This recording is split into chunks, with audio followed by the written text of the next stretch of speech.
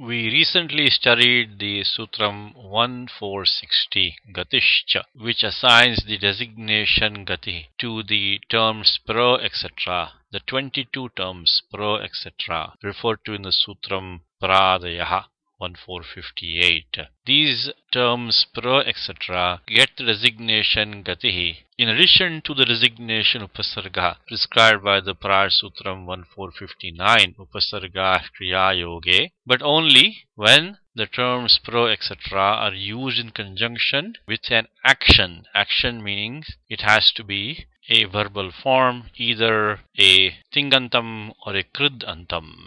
When we studied the Sutram 1460, we remarked that the terms pro etc. are not the only terms which get the designation Gatihi. That Sutram 1460 Gatishcha opens up a section in the Ashtadhyayi, a section which ends with the Sutram 1479. This is the section in which we find the rules which prescribe the designation Gatihi to not only the terms pro etc. but to a number of other terms. But remember that the designation Upasargaha is only available to the pro etc. terms, not to any other terms. Only the terms pro etc. when used Kriya Yoge get the designation Upasargaha. They also get the designation Gatihi when they are used Kriya Yoge, but the designation Gatihi extends to a number of other terms. What we are going to do now is take some rules in that section from 1460 to 1479. We have already studied 1460. Let us now take 1461, which reads Uryadi Chvidachascha. The vritti simply says Ete Kriya Yoge Gatisanyaha Syuho, which means the terms Uri etc. as well as terms ending in the Tadhitaha affix Chvi or Dach get the designation Gati, provided they are used in conjunction with a verb. Verb meaning a tingantam or a kridantam. Let us look at the notes here. The first note says the terms Uri etc. also get the Nipata Sanya by the Sutram 1456 Pragrishwaran Nipataha. So this Sutram 1461 is in the Adhikaraha of Pragrishwaran Nipataha, which runs from 1456 down to 1497, which reads Adhirishware. So all the terms which are mentioned in this Adhikaraha have the Nipata Sanya, which in turn means that they also have the Avyaya Sanya by the Sutram 1137 Swaradi Nipatam Avyayam. So these terms in the Uryadi Ganaha get the Gati Sanya, they also have the Nipata Sanya, and hence also the Avyaya Sanya. The next note here says that Chvidachau Krubhasti Yoge Vihitau Tat Sahacharyad Uryadinamapi Tatraiva Gati Sanya, which means that the affixes Chvi and Dach may be used only in conjunction with the verbal root Kru or Bhu or As. And since in this Sutram 1461 the terms Uri etc. are mentioned alongside the affixes Chvi and Dach, it implies that the terms Uri etc. get the designation Gati under the same circumstances, that is only when used in conjunction with the verb Kru, Bhu or As. In fact, as per the Dhatu Vritti, Avih Pradush Shabdau Muktva Anyeshang Karoti Naiva Yoge Gati Sanya, which means that barring the terms Avis and Pradus, the remaining terms in the Uryadi Ganaha get the designation Gati only when used in conjunction with the verbal root Kru, the single verbal root Kru, which of course we know in the Dhatu Pata is Dukring Karane. Now before going to the next note, let us take a brief look at where these Tadhitaha affixes Chvi and Dach are prescribed in the Ashtadhyayi. Sutram which prescribes the affix Chvi is 5450, which in the Kashika reads Abhutatadbhave Krubhasti Yoge Sampadyakartari Chvihi. In the vritti of Krubhasti Yoge, runs down from 5450 down to 5457. And 5457 is the rule which prescribes the affix dach. Avyaktanukarana dvyajvarardhadanitau dach. The rules from 5458 down to 5467 also prescribe the affix dach, and they all have the condition of kriya, which starts from 5458 and goes to 5467. So basically these two affixes, chvi and dach, are prescribed on the condition that they are used in conjunction with the verbal root kru, bhu or as. We will be studying the affix chvi and possibly also the affix dach when we study the Tadhita Prakaranam. So right now we will not go into the examples with the affixes chvi and dach. That will digress us too much from our present topic. We will come back to this sutram when we study those affixes as part of the Tadhita Prakaranam. Okay, the next note answers the question as to why do we need this Gati Sanya? What's the purpose of assigning the designation Gati? Every designation, every Sanya has to have some purpose.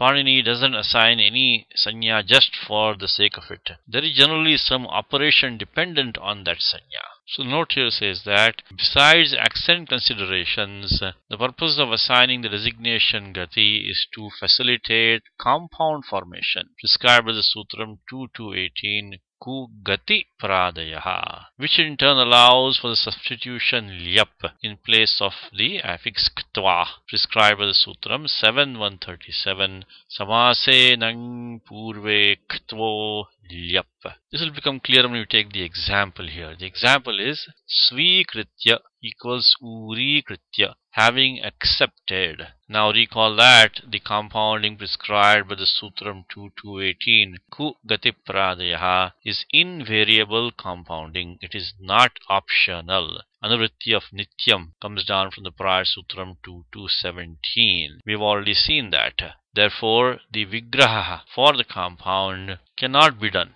using just the exact terms that are in the compound. That's why the Vigraha here says Svikritya. We have to use some word other than Uri to express the meaning of the compound. But as we know, the Alaukika Vigraha can always be constructed using the exact terms as are in the compound. First of all, we form the Kridantam Kritva using the Sutram 3.4.21 Samanakritrikayoho Purvakale, which of course we have studied. And then we form a compound between Uri and Kritva using the Sutram 2.2.18 Kugati Pradayaha, which applies because Uri now has the designation Gati because it is being used in conjunction with an action. In this case, the Kridantam Kritva denotes the action of having done. As we already mentioned, these terms Uri etc. get the designation Gati only when used in conjunction with the verbal root Kru, Bhu or As. In fact, besides the terms Avis and Pradis, the remaining terms Uri etc. get the designation Gati only when used in conjunction with the verbal root Kru, which is what we have right now. So the conditions for getting the designation Gati are satisfied, hence the conditions for applying the Samasa Vidhayaka Sutram 2.2.18 Kugati Pradayaha are satisfied. Now, usual steps as per 1.2.43 Prathama Nirdishtam Samasa Upasajanam, the term Uri, which has a designation Gati by 1.4.61 Uryadi Chvidachascha, gets the designation Upasajanam because in the Sutram 2.2.18 which prescribes the compounding, the term Ku Gati Pradayaha ends in the nominative case. And hence as per the Sutram 2.2.30 Upasajanam Purvam, the term Uri is placed in the prior position in the compound. Now, Uri plus Kritva gets the designation Pratipadikam by 1.2.46 Krit Dita Samasascha. As we already mentioned, Uri also has the Nipata Sanya because the Sutram 1.4.61 is in the Adhikara of Pragrishvaran Nipataha, which runs down from 1.4.56. Hence, Uri also has the Avyaya Sanya by 1.1.37 Swaradi Nipatam Avyayam. So therefore, the default affix Su following Uri has already been elided by 2482 avyadapsupaha. And kritva also has the avyaya sanya prescribed by the Sutram 1140. Ktva tosun kasunaha. And therefore the default affix su following kritva is also elided by the same Sutram 2482 avyadapsupaha. So here we don't have any need to apply 2471 supo dhatu pratipadikayoho, because there is no supaffix inside the compound pratipadikam. Now we can replace the affix ktva by the substitute lyap prescribed by 7137. Samase nang purve ktvo lyap, because we have formed a compound, hence ktva is replaced by lyap. And as per 1155, anekashis sarvasya, the entire affix ktva is replaced by lyap, because after removing the it letters, the substitution lyap has more than one letter. Letter ya, letter a. It has two letters. Therefore it is a anekala desha. And hence 1155 says that we have to replace the entire affix ktva, not just the last letter of ktva, by the substitution lyap. So we have uri kr lyap. Now as per 113 halantyam, letter pa gets the it sanya, and as per 138 lashakva tadyate, the beginning letter la gets the it sanya, and both take lopaha by 139 tasya lopaha. So we get uri kr ya. Now we bring in the augment tuk prescribed by the Sutram 6171 rasvasya pitikriti tuk.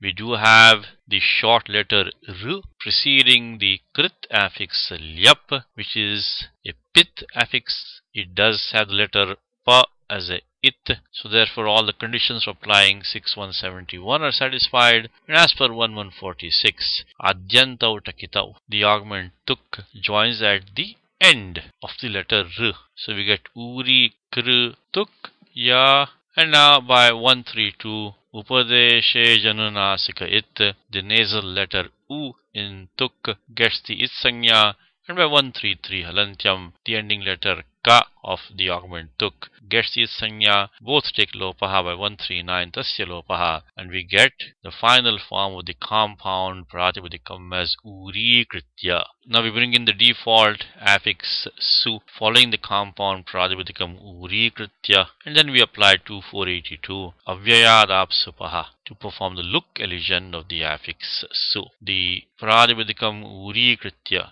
has the avyaya sanya because it ends in the affix ktva. Even though the affix ktva is replaced by lyap, the substitute lyap has sthanivad bhava by the Sutram 1156. Sthanivadadesho nal vidhau. Hence the substitute lyap retains the properties of the affix ktva which it replaced. Hence we can still apply 1140 ktva tosun kasunaha to give the avyaya sanya to the pratipadikam uri kritya, and that's what enables us to apply the Sutram 482 avyayadapsupaha. This is how we get the final form uri kritya. The point to note here is that if uri were not to have the designation gati, then we would not have been able to apply 2218 kugati pradayaha to form the compound, and without compound formation we could not apply 7137 samase nang purve ktvo